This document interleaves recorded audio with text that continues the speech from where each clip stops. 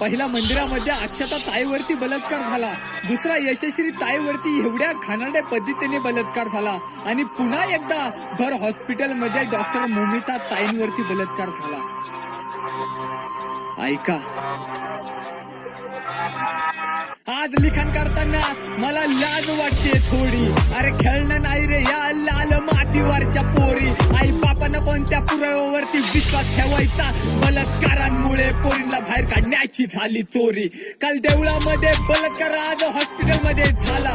काही जणांमध्ये आज बलात्कारी लपलाय साला. काल महाराष्ट्राला आमच्या समुद्र समान मानलं जायचं, त्या समुद्राचा तुम्ही लोकांनी करून टाकला नाला. डॉक्टर मोमिता नाव तिथं, तिला न्याय तो भेटावा. मारून टाकलं तिला ठार, कसला नीच तो असावा. डॉक्टर रानमुळे आपल्याला हे उदंड आयुष्य लाभतंय, मग त्याच डॉक्टर वरती का असा बलात्कार व्हावा. मुलींनो